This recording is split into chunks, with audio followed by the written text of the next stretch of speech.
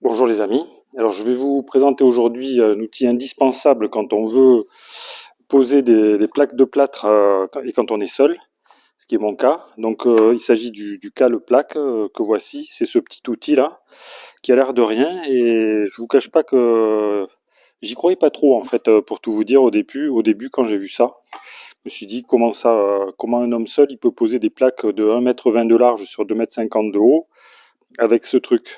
Alors je me suis j'étais un peu dubitatif. Puis en fait, en réalité, ça va très bien, puisque bon, voilà, ça fonctionne parfaitement. Donc alors je vais vous montrer un petit exemple ici avec une plaque c'est une plaque qui n'est pas une plaque entière, hein, elle fait 67 cm de large, c'est une plaque dans la salle de bain. Donc vous voyez que moi je suis un petit peu surélevé puisque je vais avoir la chape ici et l'isolant.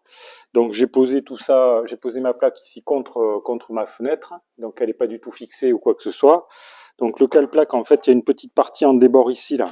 Cette partie, on va venir la glisser sous la plaque. Alors c'est pas forcément toujours très facile. Voilà, on glisse le cale-plaque comme ceci. Et donc on l'aligne sur l'élément qu'on veut plaquer. Ok. Une fois que c'est fait, on relève la partie jaune ici, on la met comme ça sur le côté, et après on relève la plaque pour qu'elle soit bien plaquée contre le plafond. Comme ça on fait descendre la cale jaune ici, et voyez que là je lâche la plaque, et c'est bon en fait, là vous voyez, la plaque elle est bien positionnée. Donc après il faut vérifier ici qu'on est bien placé par rapport aux fourrures, ok, puisqu'on va devoir visser, on va utiliser, une fois qu'on a fait ça, on attrape la visseuse.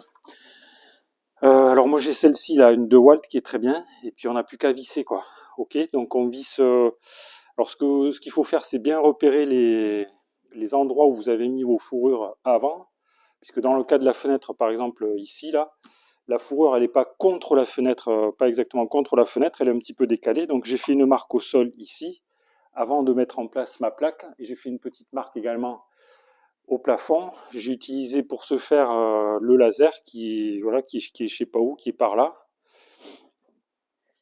Ok, donc avant de plaquer, on met un petit coup de laser pour faire son repère, pour savoir où il faut visser. Voilà. Ok. Donc là, vous voyez que il faut que je visse le long de cette ligne ici. Voilà. Il n'y a plus qu'à visser, il n'y a plus qu'à plaquer. Voilà les amis.